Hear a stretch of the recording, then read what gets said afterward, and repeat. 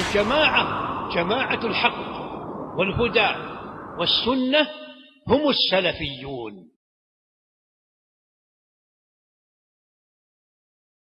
بسم الله الرحمن الرحيم.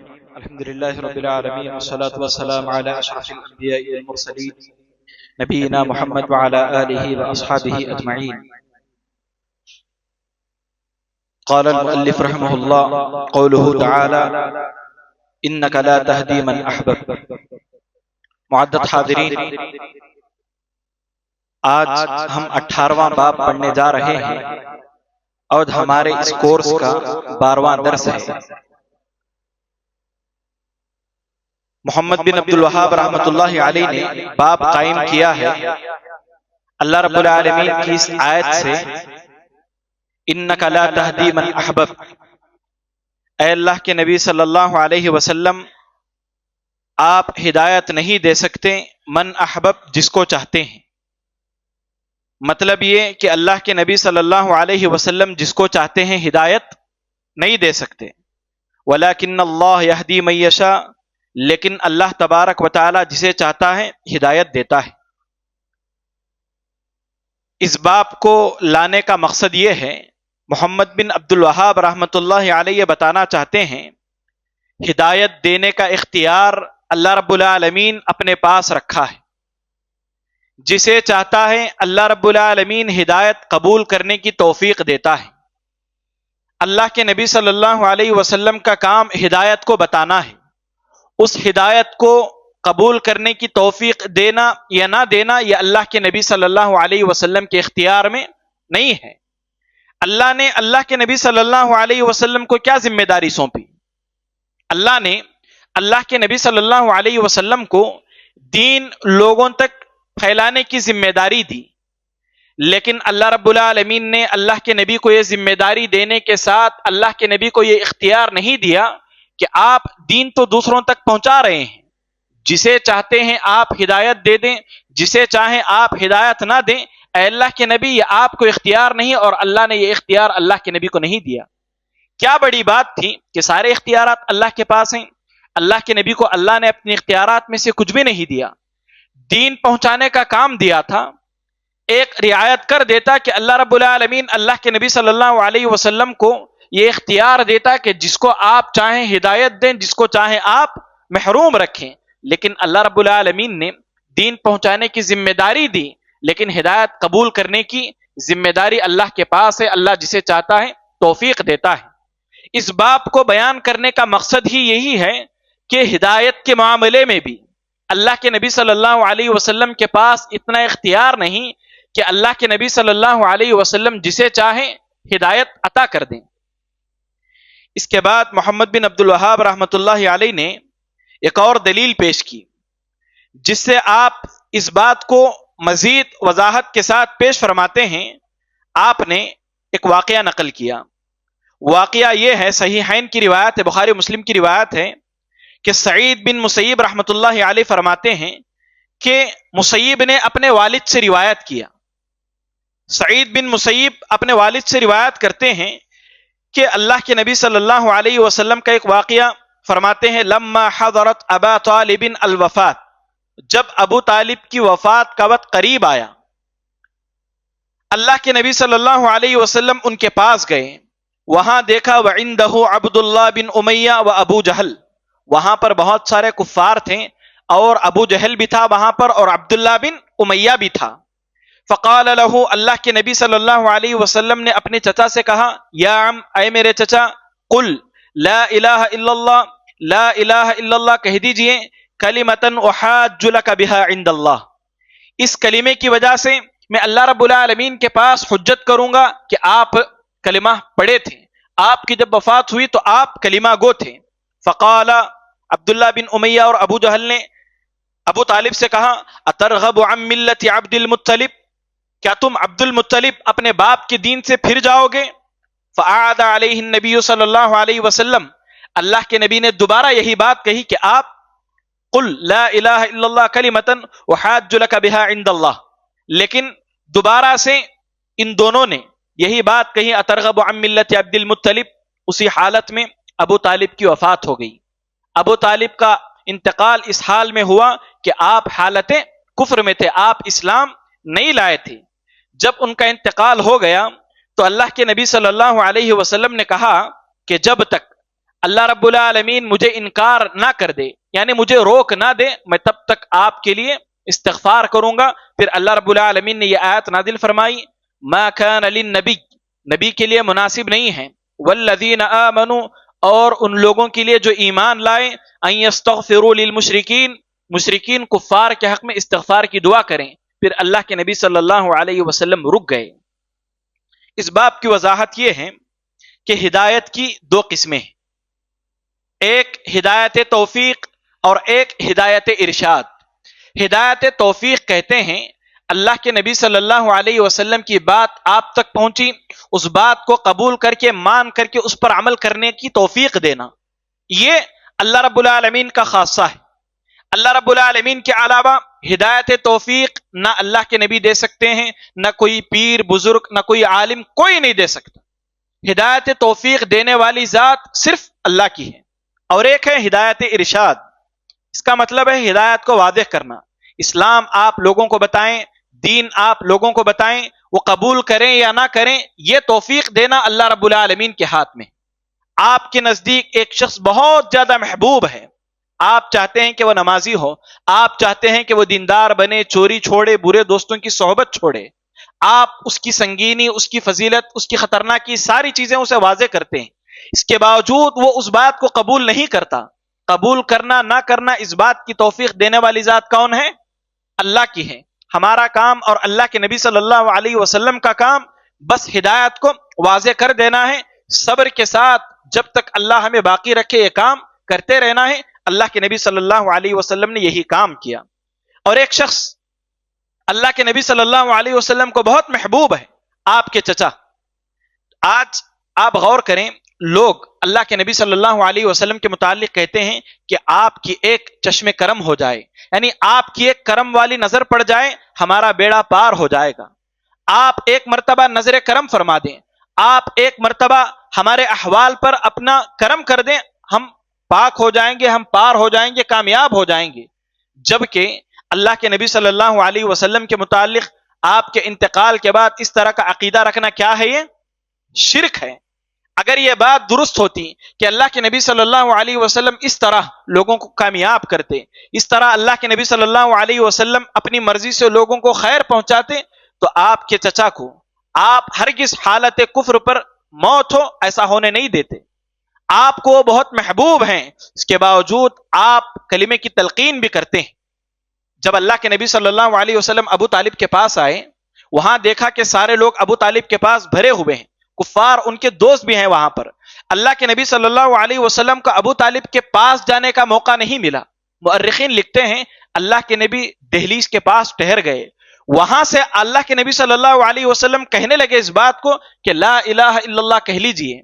سب کے سامنے نہیں کہتے، میں قریب آؤں گا میرے کان میں آپ کہہ لیجئے، لیکن اس کے باوجود، اتنی مزید شدت کے باوجود، اللہ کے نبی صلی اللہ علیہ وسلم اپنے چچا کو حالت اسلام پر، حالت توحید پر لا نہیں سکے۔ تو دوسرے لوگ جو اللہ کے نبی صلی اللہ علیہ وسلم کی وفات کے بعد یہ عقیدہ رکھتے ہیں کہ اللہ کے نبی حاضر و ناظر ہیں، اللہ کے نبی مسائل کو حل کرنے پر قدرت رکھتے ہیں، وہ کس قدر گمراہی میں ہیں، غور کرنے والی بات ہے۔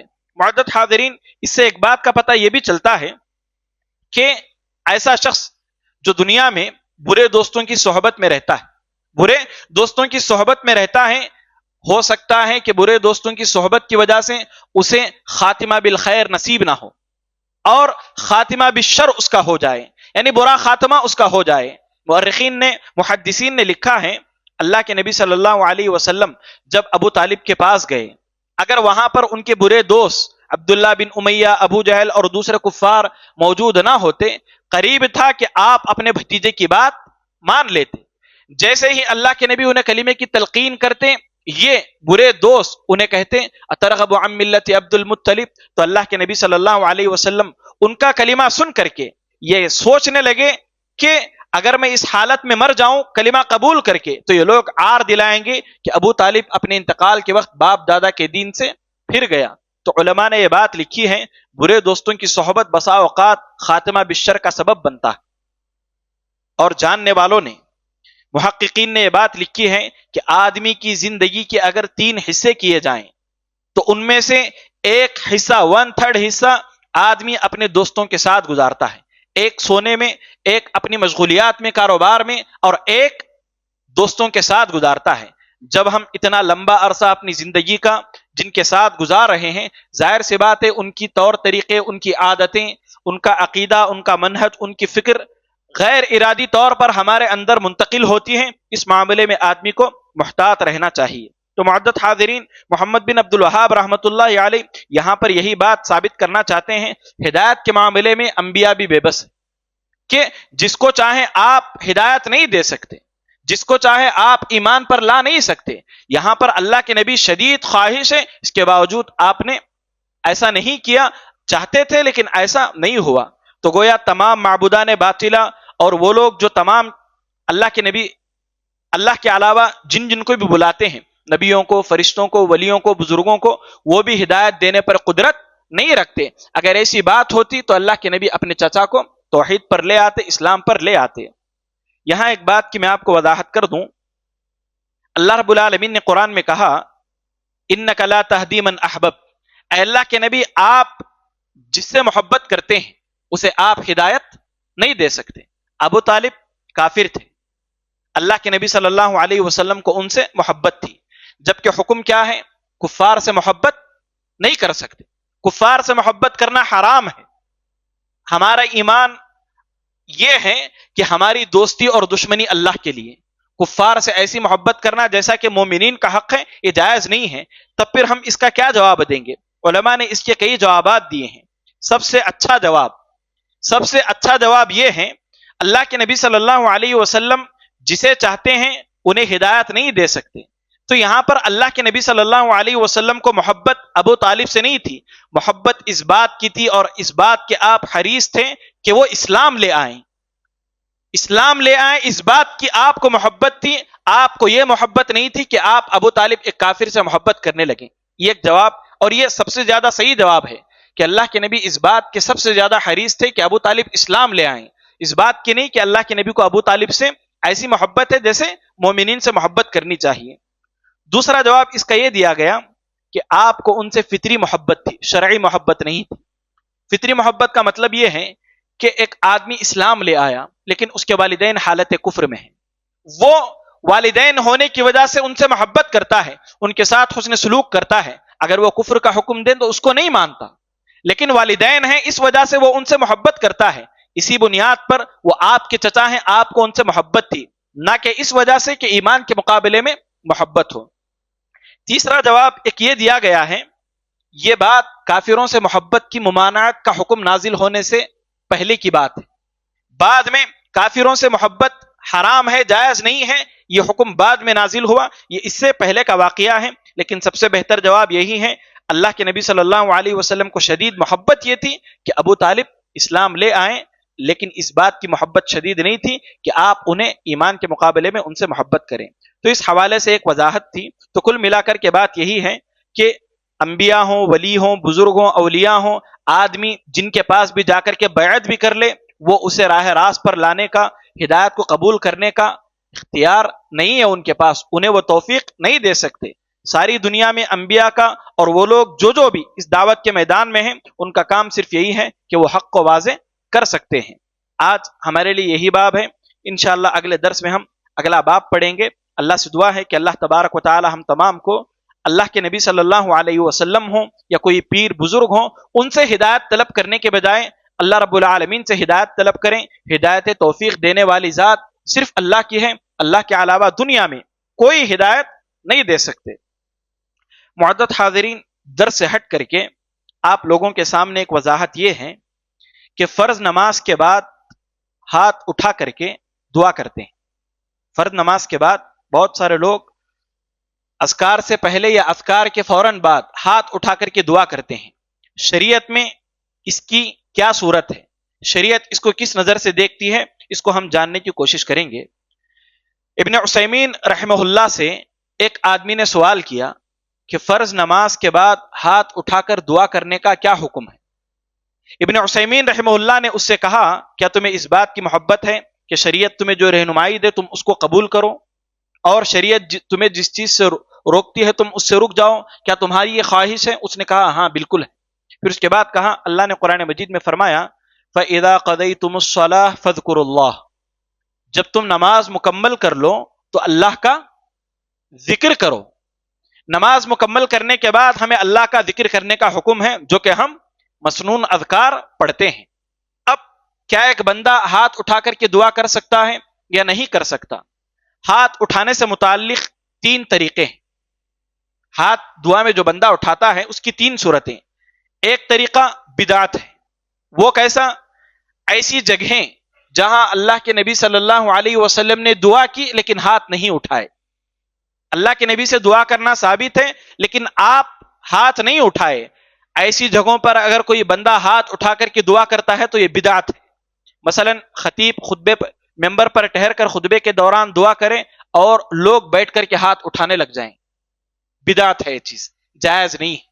اسی طرح بندہ طواف کر رہا ہے، طواف کے دوران دعا کرنا وارد ہوا ہے، دعا کر سکتے ہیں طواف کے دوران، لیکن طواف کے دوران دعا کرتے ہوئے بندہ اپنا ہاتھ اٹھا لے، یہ چیز درست نہیں ہے۔ اسی طرح بندہ سعی کر رہا ہے، چکر لگا رہا ہے، سعی کے دوران ہاتھ اٹھا کر کے دعا کرے، دعا کرنا ثابت ہے، یہاں پر اللہ کے نبی نے کی ہے لیکن ہاتھ نہیں اٹھائے ہیں۔ ایسے موقع پر اگر کوئی بندہ ہاتھ اٹھاتا ہے تو یہ چیز بدعت ہے۔ پہلی صورت کیا ہے؟ دعا کرنے کا ثبوت اللہ کے نبی سے موجود ہے لیکن ایسے موقع پر اللہ کے نبی صلی اللہ علیہ وسلم نے دعا کی اور ہاتھ نہیں اٹھائے، یہاں ہاتھ اٹھانا بدعت ہے۔ دوسری چیز مسنون سنت ہے کہ اللہ کے نبی صلی اللہ علیہ وسلم نے دعا کی اور آپ نے ہاتھ بھی اٹھایا۔ مثلا آپ نے استسقاء کے موقع پر، بارش کے لیے جو نماز پڑھی جاتی ہے، اس موقع پر آپ نے دعا کی اور ہاتھ بھی اٹھائے۔ اسی طرح بندہ صفا مروہ پر جب چڑھتا ہے، صفا مروہ پر چڑھ کر کے رکتا ہے بندہ ایک چکر مکمل کر کے، اس مقام پر ہاتھ اٹھا کر کے دعا کرنا ثابت ہے۔ اسی طرح حج کے دوران بندہ جمرہ صغرا اور وسطیٰ کو کنکریاں مارنے جاتا ہے، کنکریاں مارنے کے بعد ٹہر کر کے دعا کرنا ہاتھ اٹھا کر کے، یہ چیز بھی اللہ کے نبی سے ثابت ہے۔ تو یہ کیا ہو گیا؟ اللہ کے نبی نے دعا بھی کی اور ہاتھ بھی اٹھائے، تو یہاں ہم دعا کرتے ہوئے ہاتھ اٹھا سکتے ہیں۔ ایک تیسرا موقع ہے مستحب، جہاں اللہ کے نبی صلی اللہ علیہ وسلم نے دعا کرنے کا حکم دیا لیکن آپ ہاتھ اٹھائے ہیں یا نہیں اٹھائے ہیں، یہ چیز منقول نہیں ہے۔ جیسے اللہ کے نبی صلی اللہ علیہ وسلم نے فرمایا اذان اور اقامت کے درمیان دعا قبول ہوتی ہے، اللہ رد نہیں کرتا۔ آپ مسجد میں آ گئے، اذان کے بعد آپ بیٹھے ہیں، آپ ہاتھ اٹھا کر کے دعا کر سکتے ہیں۔ یہ دعا کے آداب میں سے ہے، اہل علم نے اس کو مسنون کہا ہے۔ اس کے علاوہ اور بہت سارے موقع جہاں اللہ کے نبی نے دعا کرنے کی ترغیب دی ہے اور وہاں پر اللہ کے نبی سے کچھ بھی منقول نہیں ہے، تو ایسی صورت میں بندہ وہاں پر ہاتھ اٹھا سکتا ہے اور یہ چیز مستحب ہے۔ اب کیا فرض نماز کے بعد اللہ کے نبی صلی اللہ علیہ وسلم سے دعا کرنا ثابت ہے، ہاتھ اٹھانا ثابت ہے؟ یہ اصل وضاحت ہے۔ اللہ کے نبی صلی اللہ علیہ وسلم نے حضرت معاذ بن جبل رضی اللہ عنہ کو 3 وصیتیں کی تھی۔ ان میں سے ایک وصیت یہ کی تھی کہ ہر نماز کے پیچھے آپ یہ ذکر پڑھو، یا نماز کے بعد کون سا ذکر؟ رب اعنی علی ذکرک و شکرک و حسن عبادتک۔ راج قول کے مطابق یہ ذکر تشہد میں بیٹھ کر ساری دعائیں پڑھنے کے بعد کرنا مسنون ہے۔ اگر کوئی بندہ نماز کے بعد بھی اس ذکر کو پڑھتا ہے تو کوئی حرج کی بات نہیں، لیکن افضل یہی ہے کہ نماز ختم ہونے سے پہلے، سلام سے پہلے اس ذکر کرے، یہ زیادہ مستحب ہے۔ اس کے ایک اور موقع پر حضرت ابوبکر صدیق رضی اللہ عنہ اللہ کے نبی کے پاس آئے اور اللہ کے نبی صلی اللہ علیہ وسلم سے کہا آپ مجھے ایک ایسی دعا بتلائیے جس کو میں نماز میں کروں۔ تو اللہ کے نبی صلی اللہ علیہ وسلم نے انہیں وہ دعا سکھائی جو ہم نماز میں پڑھتے ہیں، اللہم انی ظلمت نفسی ظلما کثیرا ولا یغفر الذنوب الا انت۔ یہ پوری دعا اللہ کے نبی صلی اللہ علیہ وسلم نے سکھائی۔ یہاں حضرت ابوبکر صدیق رضی اللہ عنہ نے جو دعا کا سوال کیا اللہ کے نبی سے، وہ یہ نہیں کہا کہ آپ نماز کے بعد دعا کرنے سے متعلق مجھے دعا سکھائیے، نماز کے اندر آپ مجھے دعا کرنے کی کوئی ایسی دعا سکھلائیے جس کو میں دعا کروں، تو اللہ کے نبی نے یہ دعا سکھلائی تھی۔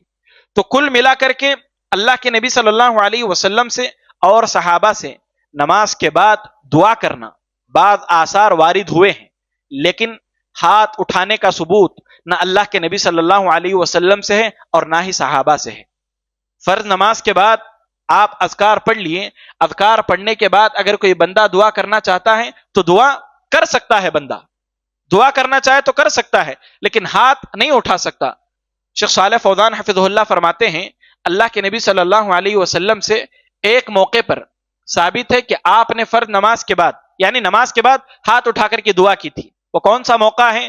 جب کفار آپ کی گردن پر اونٹ کی اوجھڑی ڈال دیے تھے، آپ اس نماز کے بعد ہاتھ اٹھا کر کے دعا کیے تھے۔ اس بارے میں اہل علم کہتے ہیں لیکن وہاں سبب کیا تھا؟ وہ سبب نہیں تھا جیسے ہم فرض نماز کے بعد ہاتھ اٹھا کر کے دعا کرنے لگتے ہیں۔ وہاں ایک خاص موقع تھا، جنہوں نے آپ کو تکلیف دی تھی ان کے خلاف دعا کرنا تھا، وہاں سبب تھا۔ اس کے علاوہ اللہ کے نبی نے صحابہ کو بعض اذکار سکھائیں اور بعض باتیں بتلائیں، لیکن صحابہ سے فرض نماز کے بعد ہاتھ اٹھا کر کے دعا کرنا مشروع نہیں ہے۔ تو ہمارے لیے یہی حکم ہے کہ نماز کے بعد اللہ نے قرآن مجید میں ذکر کرنے کا حکم دیا اور اللہ کے نبی نے وہ ذکر بھی ہمیں سکھلایا، اور اللہ کے نبی نے صحابی رسول کو وصیت کی کہ نماز کے بعد یا نماز کے پیچھے، نماز کے اخیر میں تم وہ ذکر کرو۔ وہ ذکر بھی کرا کرتے تھے لیکن ہاتھ اٹھا کر کے دعا کرنا یہ چیز ثابت نہیں ہے، تو بہتر ہے کہ اس چیز سے بچا جائے، اس چیز سے بچا جائے۔ یہ تمام کس کے متعلق؟ انفرادی دعا سے متعلق، اجتماعی دعا سے متعلق یہ بات نہیں ہے۔ اجتماعی دعا کرنا نماز کے بعد امام دعا کہے، سارے آمین کہیں، اس کے بدعت ہونے میں کسی کا اختلاف نہیں، بدعت ہونے میں کسی کا اختلاف نہیں۔ میں کہہ رہا ہوں سلام پھیرنے کے بعد انفرادی طور پر آہستہ سے ہر کوئی ہاتھ اٹھا کر کے جو فرض نماز کے بعد دعا کرتا ہے اس چیز سے متعلق ہے۔ بہتر اور افضل یہی ہے کہ اگر کوئی دعا کرنا چاہتا ہے تو کرے ہاتھ چھوڑ کر کے۔ ہاں، نفل نماز کے بعد ہاتھ اٹھا کر کے بندہ دعا کرنا چاہے تو ہاتھ اٹھا کر کے کرے، یا ہاتھ چھوڑ کر کے دعا کرنا چاہے تو چھوڑ کر کے کرے۔ لیکن ایسا ہے کہ ایک بندہ ہمیشہ صرف ہاتھ اٹھا کر کے ہی دعا کرتا ہے، ہاتھ چھوڑ کر کے وہ کبھی دعا نہیں کرتا، یہ چیز بھی شرعاً درست نہیں ہے۔ ہاتھ اٹھا کر کے بھی دعا کرے اور کبھی کبھی ہاتھ چھوڑ کر کے بھی دعا کریں، لیکن فرض نماز کے بعد دعا کرنے سے متعلق ہاتھ اٹھا کر کے دعا کرنا یہ مسنون طریقہ نہیں ہے۔ اللہ کے نبی سے اور آپ کے صحابہ سے یہ چیز منقول نہیں ہے۔ اس بات کا مجھے اور آپ کو خیال رکھنا چاہیے کہ فرض نماز کے بعد آپ کو حاجت ہے تو آپ دعا کیجئے، لیکن ہاتھ اٹھا کر کے دعا کرنا مشروع نہیں ہے۔ بعض اہل علم تو سختی کے ساتھ اس چیز پر اگر کوئی آدمی ملازمت کرتا ہے تو اس کو بدعت تک کہتے ہیں۔ تو ان باتوں کا مجھے اور آپ کو خیال رکھنا چاہیے کہ دعا کرنا چاہیں تو جب ضرورت ہو آپ دعا کر سکتے ہیں، ہاتھ اٹھانا مشروع نہیں ہے۔ اللہ ہم تمام کو حق واضح ہو جانے کے بعد اس کو قبول کرنے کی توفیق نصیب فرمائے، آمین، تقبل یا رب العالمین۔ معزز حاضرین، آج کے 3 سوالات آپ لوگوں کے یہ ہیں۔ محمد بن عبد الوہاب رحمۃ اللہ علیہ نے اس باب کو جو قائم کیا ہے اس میں آپ کیا ثابت کرنا چاہتے ہیں؟ اس باب کو قائم کر کے محمد بن عبد الوہاب رحمۃ اللہ علیہ کیا ثابت کرنا چاہتے ہیں؟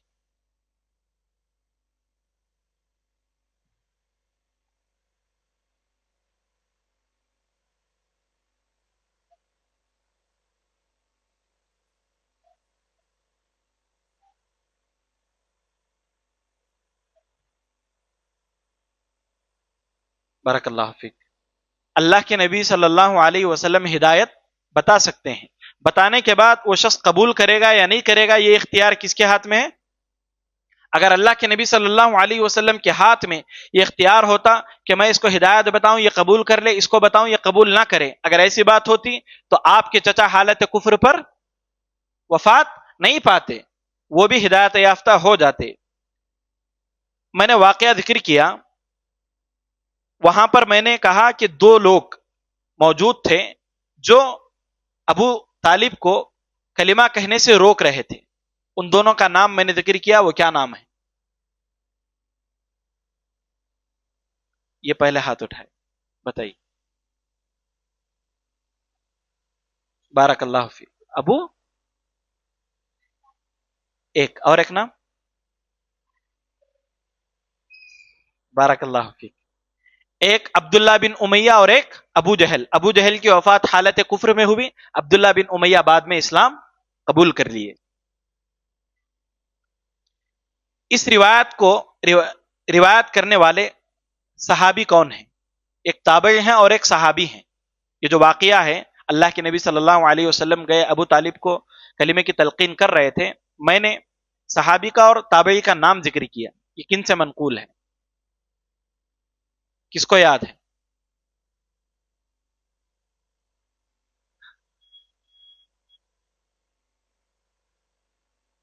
بارک اللہ فیک.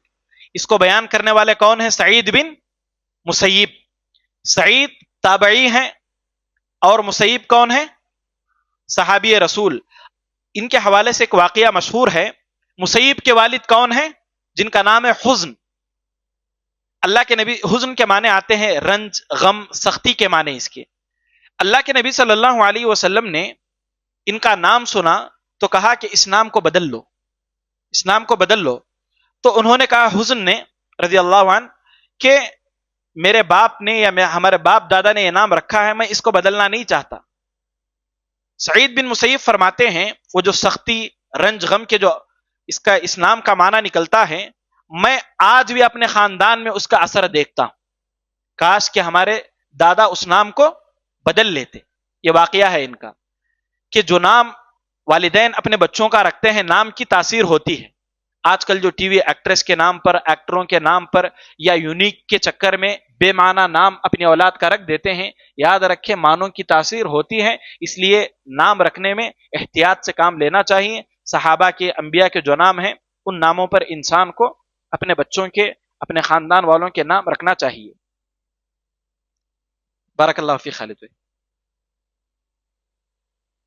سبحانک اللہم و بحمدک، اشہد ان لا الہ الا انت، استغفرک و اتوب الیک. وقل جاء الحق وزهق الباطل إن الباطل كان زهوقا.